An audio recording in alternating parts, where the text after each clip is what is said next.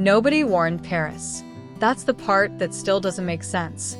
A city that has hosted Napoleon's return, world wars, and the greatest sports moments in human history, and nothing prepared it for what walked through the doors of Charles de Gaulle Airport on an ordinary Tuesday night. Security had been briefed. Organizers had made arrangements. And yet, when the first wave hit, every single plan collapsed within minutes. Glass windows shook, not from wind, not from construction, but from voices. Thousands of them pressing from outside, chanting a name that most of France had only just begun to learn how to pronounce. And standing somewhere in the middle of that chaos, calm as still water while everything around her erupted, was a 20-year-old woman from Quezon City who had spent her whole life preparing for a moment she never once doubted would come. But here's what makes this story genuinely extraordinary. She hadn't won anything yet. Not a single match in France had been played. Not one ball had been struck on red clay. And yet the crowd waiting for her was the kind of crowd that world leaders and rock legends spend entire careers trying to earn. So the question that stopped French journalists cold, the question that flooded every sports desk and social media thread from Paris to Manila that night, was devastatingly simple. Who exactly is Alexandra Eala? And why does it feel like the whole world already knows the answer, except us? To understand what happened in that airport, you cannot start with the airport. You have to start much earlier, in a quieter place with a much smaller crowd, where a left-handed girl from the Philippines first decided that the word impossible was simply not part of her vocabulary. The Rafael Nadal Academy in Manacor, Spain sits on the edge of the Mediterranean. Built on the philosophy that greatness is not given, it is constructed brick by brick through relentless repetition and mental endurance. Most young players who arrive there leave humbled. The training is designed to expose every weakness, strip away comfort, and rebuild athletes from the inside out. Alex Eala did not just survive that process. She thrived inside it in a way that made her coaches pay closer attention. There was something different about the way she absorbed pressure. While other students tensed under scrutiny, she seemed to sharpen. Her left-handed serve was already unusual, already creating angles that right-handed players simply cannot replicate. But it was her mind that set her apart, the ability to stay calm when logic says panic, the ability to attack when every instinct says retreat. Those qualities are not taught easily. They are either built through years of quiet suffering, or they arrive with someone almost naturally. With Eala, it appeared to be both. By the time she began competing at the junior level, whispers had started circulating within professional tennis circles. Quiet conversations between scouts, agents, and coaches who had learned long ago to trust their instincts when something extraordinary was developing right in front of them. And then she won. Not once. Not in a small tournament with a forgettable draw. She won the Australian Open junior title. She became the first Filipino athlete in history to win a Grand Slam title of any kind. And in that single moment, everything changed for Alexandra Eala and for an entire nation that had been waiting, perhaps without fully realizing it, for exactly this kind of symbol. But here's where the story begins to twist. Because winning that title didn't create the phenomenon you saw in Paris. It lit a fuse, a slow-burning, quietly spreading fuse that traveled across oceans and time zones and Filipino communities scattered across every continent. The overseas Filipino worker is one of the most quietly powerful forces in modern global culture. There are millions of them living in Europe, the Middle East, North America, and Asia. They send money home. They build their families from a distance. They carry homesickness like a second skin, never quite letting it show, because showing it means stopping. And stopping means the sacrifices were for nothing. For these people, sports is not entertainment. It is emotional survival. When a Filipino wins, they all win.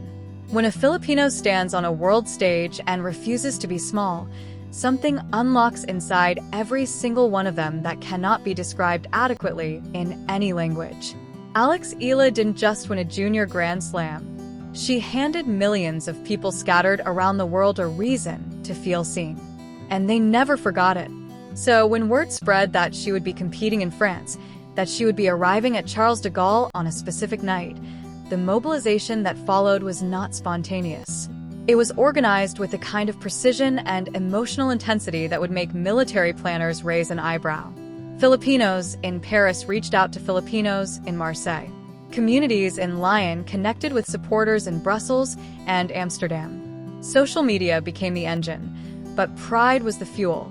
Jersey orders were placed weeks in advance. Philippine flags were imported in bulk. Chanting groups were rehearsed.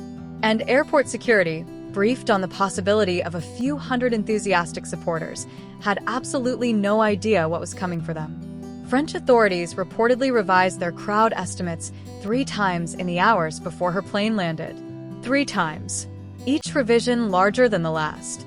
And still, when the doors opened and the sound hit them, everyone on duty described the same physical sensation. A wall, not of people, of emotions so concentrated and so loud that it registered as something almost physical pressing against you. Inside the terminal, cameras captured images that immediately began circulating globally. An elderly Filipino woman, perhaps 70 years old, tears streaming down her face, holding a handmade sign that read simply, "We are here, Alexia." Children sitting on their parents' shoulders, eyes wide, staring at this young woman moving through the crowd with a composure that made the chaos around her look almost theatrical by comparison. Airport workers who had spent 20 years at Charles de Gaulle watching every kind of VIP arrival stepped out of their positions just to watch. One French journalist who had covered tennis for over a decade wrote that night that he had never, in his professional career, witnessed an athlete arrive anywhere the way Alexandra Eala arrived in Paris. And then came the moment everyone was waiting for, the moment she actually appeared. And here is what nobody expected. She smiled. Not a polished, camera-ready, PR-trained smile, a real one. Warm, genuine, slightly overwhelmed, but nowhere near breaking. She moved through that roaring crowd with the quiet confidence of someone who had mentally rehearsed this moment not as a fantasy, but as a destination. As if every early morning training session, every painful loss, every lonely night in Manicourt had been a payment made toward exactly this. French reporters watching the scene struggled openly to process what they were seeing. Their tennis culture is built on a different emotional language: polite applause, restrained appreciation, the gracious nod of recognition. What surrounded Alex Eala that night was a completely different frequency, raw and enormous and deeply human in a way that made several observers visibly emotional despite themselves. And within hours, the footage was everywhere. Every major sports network in Europe ran it. Social media algorithms, which are essentially machines designed to identify and amplify things that make people feel something, grabbed the footage and launched it across every platform simultaneously. The comment sections told their own story. French viewers expressing genuine shock. Tennis fans from around the world asking how they had missed the rise of this player. Filipinos from every corner of the globe responding with a specific pride of people who had known all along. But something else was happening beneath the surface of the viral moment. Something that the view count and the share numbers couldn't fully capture. A conversation was beginning inside European tennis about what Alexandra Eala actually represents as a competitive force. Because while the world was focused on the crowds and the flags and the emotion, the people whose job it is to analyze tennis were looking at something else entirely.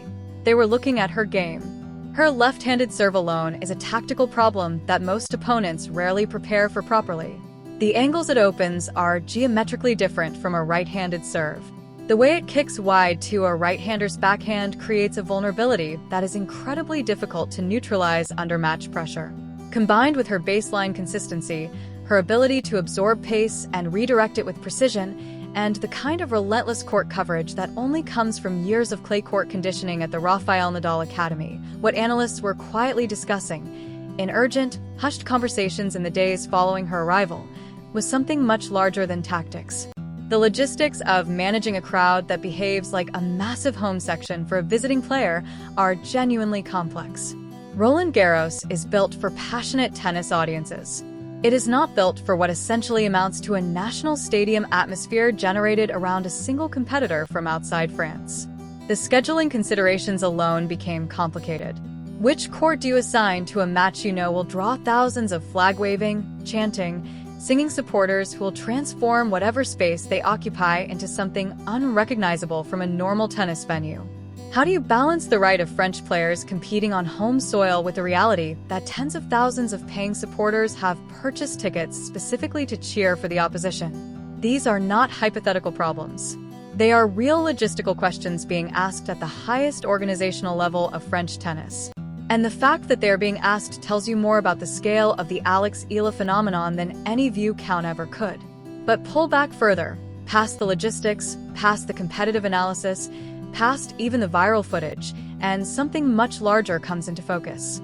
Something that this story is really about underneath everything else. Sport, at its most powerful, has always been a mirror.